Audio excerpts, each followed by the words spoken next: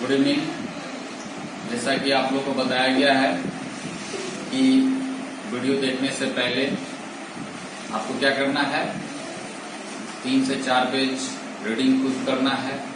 Video देखने के बाद पुनः जहां तक पढ़ाई हुई है वहां तक का वीडियो देखना।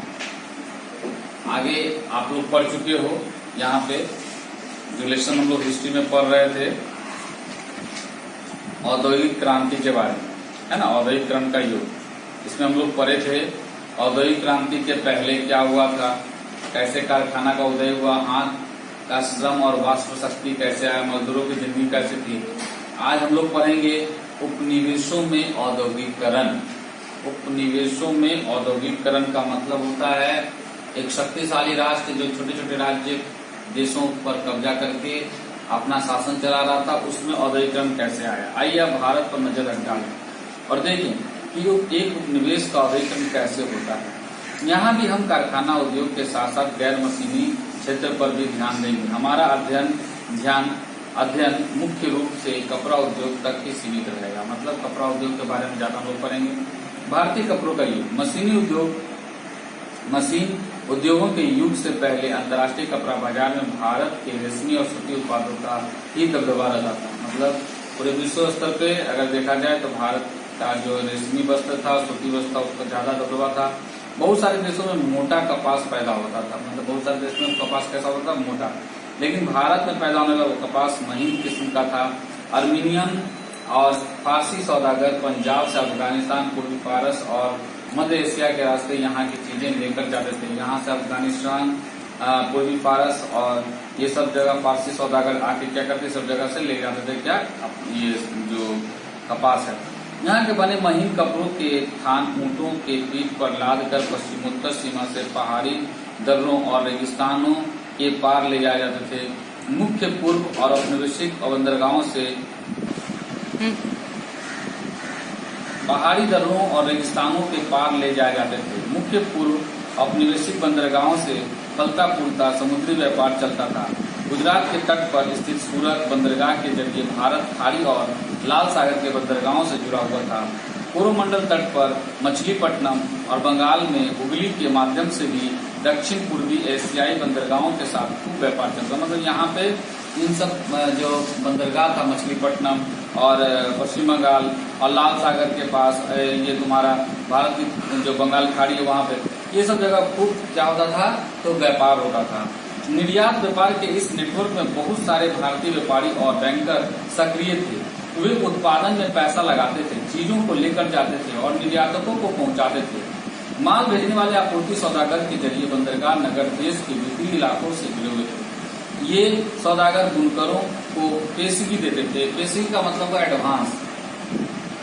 बुनकरों से तैयार कपड़ा खरीदते थे और उसे बंदरगाह तक पहुंचाते थे। बंदरगाह पर बड़े जहाज मालिक और निर्यात व्यापारियों के दलाल कीमत पर मोल भाव करते थे और आपूर्ति सौदागरों से माल खरीद लेते थे। मतलब जैसे ऑर्डर मिलता था उस अनुसार सब जगह से जुगाड़ करके यहाँ उनके जो है एजेंट रहते थे, वे सौदागर लोग करते थे, वे लोग इन लोगों से खरीद के माल फिर लेके चले जाते। 1750 के दशक तक भारतीय सौदागरों के नियंत्रण वाला यह नेटवर्क टूटने लगा। 1750 में क्या हुआ, इन जो सब सौदागरों के साथ जो नेटवर्क लगा हुआ था वो टूटने लगा। यूरोपीय कंपनियों की ताकत बढ़ती जा रही थी। पहले उन्होंने स्थानीय दरबारों से कई तरह की रियायतें हासिल की और उसके बाद उन्होंने व्यापार पर इजारेदारी अधिकार प्राप्त कर लिया। इससे सूरत व हुगली दोनों पुराने बंदरगाह कमजोर पड़ गए। इन बंदरगाहों से होने वाले निर्यात में नाटकीय कमी आई। पहले जिस कर्जे से व्यापार चलता था वह खत्म होने लगा। धीरे धीरे स्थानीय बैंकर दिवालिया हो गया। 17वीं सदी के आखिरी सालों में सूरत बंदरगाह से होने वाला व्यापार का कुल मूल्य 1.6 करोड़ रुपया था। 1740 के दशक तक यह गिर कर केवल 30 लाख रुपया रह गया। मतलब व्यापार धीरे धीरे कम होने लगा। क्यों, इसका कुछ बात आगे समझ में आएगा। सूरत व हुगली कमजोर पड़ रहे थे। सूरत और हुगली जो है कमजोर पड़ रहा था। बम्बई और कलकत्ता की स्थिति सुधर रही थी। बम्बई और कलकत्ता की स्थिति सुधार हो रहा था। पुराने बंदरगाह की जगह नए बंदरगाहों का बढ़ता महत्व औपनिवेशिक सत्ता बढ़ती ताकत का संकेत था।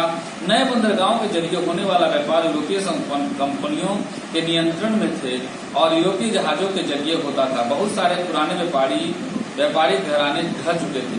जो बचे रहना चाहते थे उनके पास भी यूरोपीय व्यापारिक कंपनियों के नियंत्रण वाले नेटवर्क में काम करने के अलावा कोई चारा नहीं था। इनके बीच में भी था कि जो यहाँ अंग्रेज का जो शासन था तो उनके द्वारा ये सब कुछ चल रहा था, तो उनसे बचकर रहना इनको बड़ा मुश्किल था, इसलिए उनके साथ नहीं रहना होगा। इन बदलावों ने बुनकरों व अन्य कारीगरों की जिंदगी को किस तरह प्रभावित किया रहेगा। बुनकरों का क्या हुआ। 1760 के दशक के बाद ईस्ट इंडिया कंपनी की सत्ता के सुदृढ़ीकरण की शुरुआत में भारत में कपड़ा निर्यात में गिरावट नहीं आई। ब्रिटिश कपास उद्योग अभी फैलना शुरू नहीं हुआ था और यूरोप में बारीक भारतीय कपड़ों की भारी मांग थी। मतलब यहाँ पे ब्रिटिश जो है जो कपड़ों का जो डिमांड था यहाँ का भारत का उसका बहुत ज्यादा था, क्योंकि भारत के कपड़ों का महीन कपास से बनता था। इसलिए कंपनी भी भारत से होने वाले कपड़े के निर्यात को ही फैलाना चाहती थी। कंपनी ईस्ट इंडिया कंपनी भी चाहता था कि भारत का जो कपड़ा बुना हुआ बनता है उसको ही फैलाए। 1760-70 के दशक में बंगाल कर्नाटक राजनीतिक सत्ता स्थापित करने से पहले ईस्ट इंडिया कंपनी को निर्यात के लिए लगातार सप्लाई आसानी से नहीं मिल पाती थी। बुने हुए कपड़े को हासिल करने के लिए फ्रांसीसी, डच और पुर्तगालियों के साथ साथ स्थानीय व्यापारी भी होड़ में रहते थे। मतलब जो यहाँ के शासक थे वो तो थे ही, साथ साथ जो यहाँ के मुख्यतः जो बड़े बड़े व्यापारी या स्थानीय उन लोगों का भी होड़ था कि इन लोग से कपड़ा लें। इस प्रकार बुनकर और आपूर्ति सौदागर खूब मोल भाव करते थे। मतलब इस तरह से चूंकि डिमांड ज्यादा था यहाँ का कपड़े का, तो जो शासक वर्ग थे वो लोग तो लेते ही थे, जो यहाँ के बुनकर हैं जो बड़े बड़े व्यापारी हैं वो लोग भी लेंगे।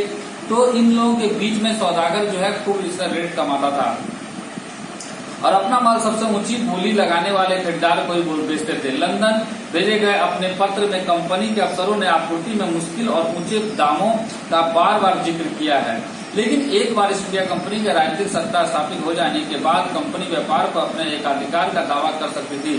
फलस्वरूप उसने प्रतिस्पर्धा खत्म करने, लागतों पर अंकुश रखने और कपास व रेशम से बनी चीजों की नियमित आपूर्ति सुनिश्चित करने के लिए प्रबंधन और नियंत्रण की एक नई व्यवस्था लागू कर दी। यह काम कई चरणों में किया गया। मतलब जब एक बार ईस्ट इंडिया कंपनी का शासन यहाँ हो जाएगा तो फिर इन लोगों का जो दबदबा है ज्यादा रहेगा और फिर वो अपने अनुसार रेट लेंगे।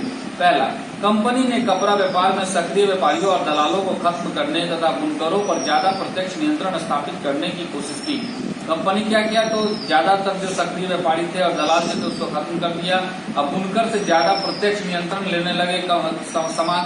कंपनी ने बुनकरों पर निगरानी रखने, माल इकट्ठा करने और कपड़ों की गुणवत्ता जांचने के लिए वेतनभोगी कर्मचारी तैनात कर दिए, जिन्हें गुमास्ता कहा जाता है। गुमास्ता किसको कहते हैं, तो कंपनी द्वारा जो तैनात बुनकर पर जो निगरानी रखेगा, माल लेगा, उससे कपड़ा का गुणवत्ता जांचेगा, तो और उसको सरकार द्वारा वेतन मिलेगा, उसको नाम पड़ा गुमास्ता।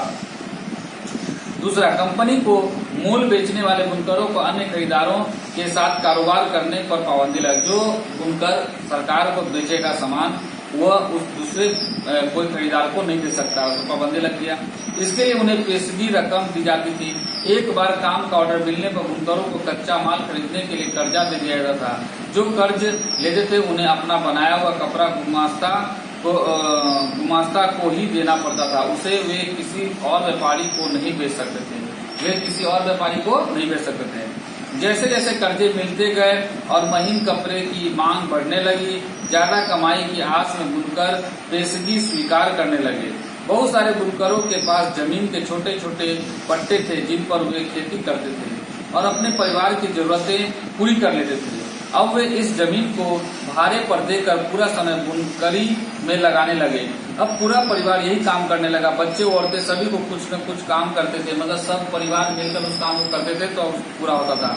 लेकिन जल्दी ही बहुत सारे बुनकर गांव में बुनकरों और गुमसातों के बीच टकराव की खबरें आने लगी। इससे पहले आपूर्ति सौदागर अक्सर बुनकर गांव में ही रहते थे। जो पहले सौदागर कहाँ रहता था, अक्सर उस गांव में जहाँ बुनकर बना रहे, और बुनकरों से उनकी नजदीकियां ताल्लुकता होती थी। वे बुनकरों की जरूरतों को ख्याल रखते थे और संकट के समय उनकी मदद करते थे।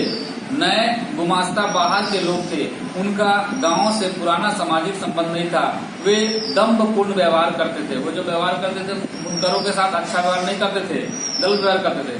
सिपाहियों और चपरासियों को लेकर आते थे और माल समय पर तैयार न होने की स्थिति में बुनकरों को सजा देते थे। सजा के तौर पर बुनकरों को अक्सर पीटा जाता था और करे बरसाए जाते थे। सॉरी, कोरे मतलब जो चाबुक होता है। अब बुनकर न तो दाम पर मूल भाव कर सकते थे और न ही किसी और को माल दे सकते थे। उन्हें कंपनी से जो कीमत मिलती थी वह बहुत कम ही थी, पर वे कर्जों की वजह से कंपनी से बंधे हुए थे। मतलब क्योंकि बहुत सारा इनके पास कर्जा था, इसीलिए लोग बंधे हुए रहते थे। कर्नाटक और बंगाल में बहुत सारे स्थानों पर बुनकर गांव छोड़कर चले गए। वे अपने रिश्तेदारों के यहाँ किसी और गांव में करगा लगा लेते थे। कई स्थानों पर कंपनी और उसके अफसरों का विरोध करते हुए गांव के व्यापारियों के साथ मिलकर बुनकरों ने बगावत कर दी। कुछ समय बाद बहुत सारे बुनकर कर्जा लौटाने से इनकार करने लगे। उन्होंने कर्जे बंद कर दिए और खेतों में मजदूरी करने लगे। मतलब जब देखा कि उनको सही ढंग का रेट नहीं मिल रहा है कपड़े का, तो कई बुनकर क्या किया, अपना कर्जा बंद कर दिया और कर्जा लिया भी वापस नहीं किया और खेतों में काम करने लगा। 19वीं सदी आते आते कपास बुनकर के सामने नई समस्या पैदा हो गई। भारत में मैनचेस्टर का आना। अब भारत में मैनचेस्टर का आना देखो। 1772 में ईस्ट इंडिया कंपनी के अफसर हेनरी पतुलो ने कहा था कि भारतीय कपड़े की मांग कभी कमी नहीं हो सकती, क्योंकि दुनिया के किसी और देश में इतना अच्छा माल नहीं बनता। बोल रहा है कि ईस्ट इंडिया कंपनी का अफसर जो है हेनरी पतुलो क्या कहते थे कि भारत का जो कपड़ा है दुनिया का कोई भी कोना इस तरह का नहीं बना सकता। कि 19वीं सदी के शुरुआत में भारत का कपड़ा निर्यात में गिरावट आने लगी, जो लंबे समय तक जारी रही। 1811 से 12 में सूती माल का हिस्सा कुल निर्यात 33% था। 1850 से 51 में यह मात्र 3% रह गया था। ऐसा क्यों हुआ? देखो, उसके निहितार्थ क्या थे। जब इंग्लैंड में कपास उद्योग विकसित हुआ तो वहां के उद्योगपति दूसरे देशों से आने वाले आयात को लेकर परेशानी दिखाई देने लगा। मतलब जब वहां खुद उद्योग स्थापना हो गया, कहाँ पे, इंग्लैंड में, तो वे लोग, वहां के व्यापारी लोग, उद्योगपति लोग क्या चाहते थे कि दूसरे देश से जो हम लोग आयात करके मंगाते हैं उस पर रोक लगे। उन्हें सरकार पर दबाव डाला कि आयातित कपड़े पर आयात शुल्क वसूल करे, जिससे मैनचेस्टर में बने कपड़े बाहरी प्रतिस्पर्धा में के बिना इंग्लैंड में आराम से बिक सके। मतलब बाहर से आने वाला जो भी कपड़ा है वह कम दाम में न मिलकर ज्यादा दाम में मिले, तो लोग हमारे यहाँ का उत्पादित कपड़ा खुद कर देंगे। अच्छा, उसके बाद बोला दूसरी तरफ उन्होंने ईस्ट इंडिया कंपनी पर दबाव डाला कि वह ब्रिटिश कपड़ों को भारतीय बाजारों में भी बेचे। 19वीं सदी की शुरुआत में ब्रिटेन के वस्त्र उत्पादों के निर्यात में नाटकीय वृद्धि हुई। 18वीं सदी के आखिर में भारत के उत्पादों का न के बराबर निर्यात होता था। 1850 तक आते आते सूती आयात भारतीय आयात में 31% हो चुका था। 1870 तक यह आंकड़ा 50% से ऊपर चला गया। मतलब कहने का मतलब धीरे धीरे जो है व्यापार घटता चला गया और इंग्लैंड का बना हुआ कपड़ा भी अब भारत में आके बिकने लगा। इस प्रकार भारत में कपड़ा बुनकरों के सामने एक साथ दो समस्याएं थी। उनका निर्यात बाजार ढह रहा था और स्थानीय बाजार सिकुड़ने लगा। मतलब जो अपना बाजार है वो भी सिकुड़ रहा था और साथ साथ जो बाहरी बाजार था वो भी। स्थानीय बाजार में मैनचेस्टर के आयातित मालों का भरमार थी। कम लागत पर मशीनों से बनने वाले आयातित कपास उत्पाद इतने सस्ते थे कि बुनकर उनका मुकाबला नहीं कर सकता। 1850 के दशक तक देश के ज्यादातर बुनकर इलाकों में गिरावट आई और बेकारी के ही किस्मों का भरमार था। मतलब सब जगह बेरोजगारी आने लगा। 1860 के दशक में बुनकरों के सामने नई समस्या खड़ी होगी। उन्हें अच्छी कपास नहीं मिल पा रही थी। जब अमेरिकी गृह युद्ध शुरू हुआ और अमेरिका से कपास की आमद बंद हो गई तो ब्रिटेन भारत से कच्चा माल मांगने लगा। भारत से कच्चे कपास के निर्यात में इस वृद्धि से उसकी कीमत आसमान छूने लगी। भारतीय बुनकरों को कच्चे माल के लाले पड़ गए। उन्हें मनमानी कीमत पर कच्ची कपास खरीदनी पड़ती थी। ऐसी सूरत में बुनकरी के सहारे पेट पालना संभव नहीं था। मतलब इस तरह से अगर देखा जाए तो जिस प्रकार ये लोग कर रहे थे तो उसमें उनको जो पेट भरना मुश्किल हो गया था। 19वीं सदी के आखिर में बुनकरों और कारीगरों के सामने एक और समस्या आ गई। अब भारतीय कारखानों में उत्पादन होने लगा और बाजार मशीनों की बनी चीजों से पट गया था। ऐसे में बुनकर उद्योग किस तरह कायम रह सकता था। मतलब 19 सदी तक क्या हो गया, बुनकर कारीगर सामने एक बड़ा समस्या है कि भारत में भी कारखाना आ गया और कारखाना से बना हुआ सामान आ गया, तब इनके पास समस्या आ गया क्या कि अब ये कहां से ये सब चीज पूर्ति कर सकते हैं। अब देखो यहाँ पे है बॉम्बे में पहली कपड़ा मिल 1854 में लगी और 2 साल बाद उसमें उत्पादन होने लगा। 1854 में यह कारखाना लगा और 2 साल बाद उत्पादन चालू।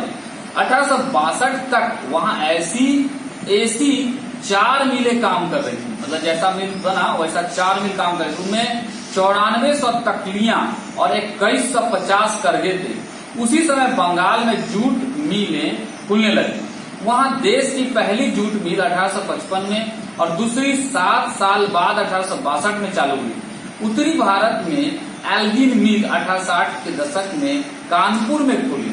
इसके साल भर बाद अहमदाबाद की पहली कपड़ा मिल चालू हो गई।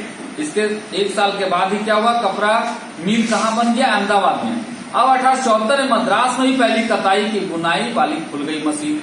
ये उद्योग कौन लगा रहा था, उनके लिए पूंजी कहाँ से आ रही थी, मिले में काम करने वाले कौन थे, मतलब जो आदमी काम करता था अब कारखाना में होने लगा। देखते हैं उसमें कौन क्या कर रहा था। प्रारंभिक उद्यमी देश के विभिन्न भागों में तरह तरह के लोग उद्योग लगा रहे थे। आइए देखिए कौन थे। बहुत सारे व्यावसायिक समूहों का इतिहास चीन के साथ व्यापार के जमाने से चला आ रहा था। जैसा कि पिछले साल की किताबों में आपने पढ़ा था कि 18वीं सदी के आखिर में अंग्रेज भारतीय अफीम का चीन को निर्यात करने लग गए थे। उसके बदले में वे चीन से चाय खरीदते थे और जंगली और इंग्लैंड चाय खरीदते जो इंग्लैंड जाती थी। इस व्यापार में बहुत सारे भारतीय कारोबारी सहायक की हैसियत से पहुंच गए थे। वे पैसा उपलब्ध कराते थे, आपूर्ति सुनिश्चित करते थे और माल को जहाजों में लाद कर रवाना करते थे। व्यापार से पैसा कमाने के बाद उनमें से कुछ व्यवसायी भारत में औद्योगिक उद्यम स्थापित करना चाहते थे। बंगाल में द्वारकानाथ टैगोर ने चीन के साथ व्यापार में खूब पैसा कमाया और वे उद्योगों में निवेश करने लगे। मतलब जो चीन के साथ व्यापार चल रहा था उस व्यापार में खूब पैसा कमाया। अब वो पैसा को चाह रहे थे उद्योग में निवेश करना। 1830 से 40 तक में वे आए व्यापक व्यावसायिक संगठनों में औरों के साथ साथ टैगोर के उद्यम भी बैठ गए। लेकिन 19वीं सदी में चीन के साथ व्यापार करने वाले बहुत सारे व्यवसायी सफल उद्योगपति भी साबित हुए। बॉम्बे में डिंसा पेटिट और आगे चलकर देश के विशाल औद्योगिक साम्राज्य स्थापित करने वाले जमशेदजी नुसर वानजी टाटा जैसे पारसियों ने आंशिक रूप से चीन को निर्यात करके और आंशिक रूप से इंग्लैंड को कच्ची कपास निर्यात करके पैसा कमा लिया था। मतलब ये लोग खूब पैसा पहले ही कमा लिए थे। अब 1917 में कलकत्ता में देश की पहली जूट मिल लगाने वाला मारवाड़ी व्यवसायी सेठ हुकुमचंद ने भी चीन के साथ व्यापार किया था। यही काम प्रसिद्ध उद्योगपति जीडी बिरला के पिता और दादा ने किया। मतलब चीन के साथ व्यापार करके जो पैसा कमाना था बहुत कमा लिया। अब उसका भी लोग उद्योग स्थापित करने लगे। पूंजी इकट्ठा करने के लिए अन्य व्यापारिक नेटवर्कों का सहारा लिया गया।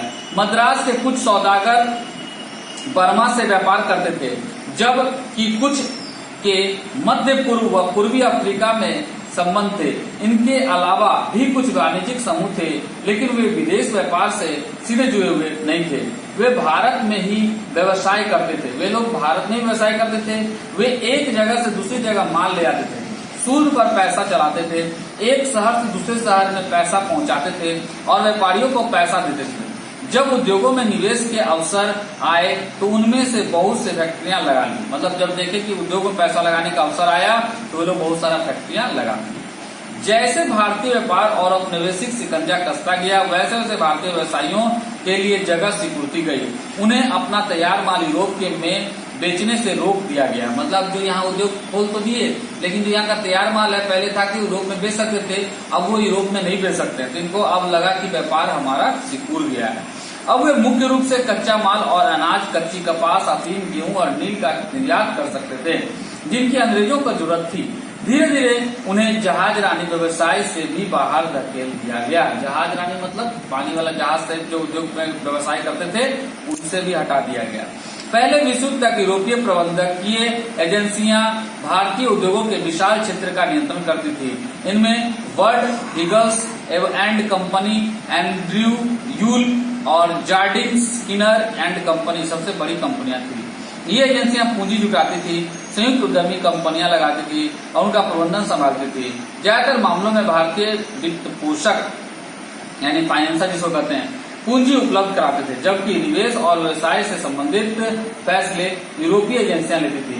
यूरोपीय व्यापारियों उद्योगपतियों के अपने वाणिज्यिक परिसंघ थे जिनमें भारतीय व्यवसायिकों को शामिल नहीं किया जाता था। अब है मजदूर कहाँ से आए। सबसे बड़ा बात है कि इतना सब कुछ तो ठीक है, ये मजदूर आए कहाँ। फैक्ट्रियां होंगी तो मजदूर भी होंगे। फैक्ट्रियों के विस्तार से मजदूरों की मांग बढ़ने लगी। जब फैक्ट्रियां बनने लगा तो मजदूर भी आएंगे, मजदूर का संख्या बढ़ा। 1901 में भारतीय फैक्ट्रियों में 5,84,000 मजदूर काम करते थे। 1946 में यह बढ़कर 24,36,000 हो चुका था। ये मजदूर कहाँ से आए? ज्यादातर औद्योगिक इलाकों में मजदूर आसपास के जिलों से आते थे। जिन किसानों, कारीगरों और गांवों में काम नहीं मिलता था वे औद्योगिक केंद्रों की तरफ जाने लगते थे। 1911 में बॉम्बे के सूती कपड़ा उद्योग में काम करने वाले 50% से ज्यादा मजदूर पास के रत्नागिरी जिले से आए थे। कहां से आए थे? रत्नागिरी से। कानपुर की मिलों में काम करने वाले ज्यादातर कानपुर जिले के ही गांव में आते थे। मिल मजदूर बीच बीच में अपने गांव जाते रहते थे। वे फसल की कटाई व त्योहार के समय गांव लौटते थे। जब फसल कटाई होता या कोई त्योहार होता तो गांव जाते थे घूमने के लिए। बाद में जब नए कामों की खबर फैलती तो दूर दूर से भी लोग आने लगे। उदाहरण के लिए संयुक्त प्रांत में के लोग बम्बई के कपड़ा मिलों और कलकत्ता के जूट मिलों में काम करने के लिए पहुंच रहे थे। मतलब दूर दूर के प्रांत से भी लोग आ रहे थे काम करने के लिए।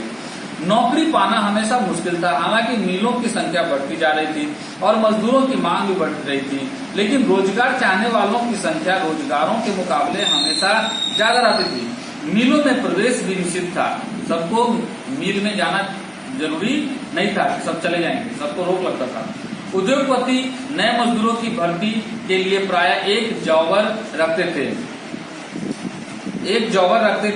जॉबर कोई पुराना और विश्वस्त कर्मचारी होता था। वह अपने गांव से लोगों को लाता था। जॉबर क्या करता? अपने गांव से लोगों को लाता था, उन्हें काम का भरोसा देता था, उन्हें शहर में जमने के लिए मदद देता था और गांव से जब शहर आया तो शहर में रहने के लिए उसको सब कुछ मदद था और मुसीबत में पैसे से मदद करता था। इस प्रकार जॉबर ताकतवर और मजबूत व्यक्ति बन गया। बाद में जॉबर मदद के बदले पैसे व तोहफे की मांग करने लगा और जॉबर क्या कहता था कि अब तुमको जॉब लगा के पैसा दो। मजदूरों की जिंदगी को नियंत्रित करने लगे।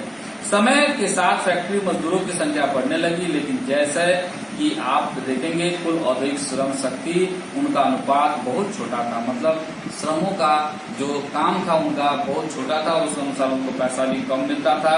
आज हम लोग यहीं तक पढ़ेंगे। अगला दिन अगला क्लास में हम लोग इसका 2 और पार्ट बच गया है, उसको कर लेंगे। जैसा कि तुम लोग को सबको बताया गया है कि यह कोरोना जो बढ़ रहा है उसमें कोशिश करना है, घर में रहना है और रीडिंग सेक्शन का जो विधि बताया गया है, पहले खुद 4 पेज पढ़ना है, फिर रीडिंग सेक्शन का वीडियो देखना है और उसके बाद फिर से रीडिंग करना है। ठीक है? तो और इसमें बहुत सारा नीला पीला ब्लू डब्बा में बहुत सारा चीज लिखा हुआ है, इसको डिस्क्राइब करके लिखा हुआ है। आप खुद समझोगे, पढ़ोगे तो तुमको समझ में आएगा। प्रत्येक दिन घर में भी गर्म पानी पीना है और साथ में माँ पिताजी को रिस्पेक्ट करना है, प्रणाम करना है और ज्यादा से ज्यादा कोशिश करना है घर में रहने का। Okay, bye.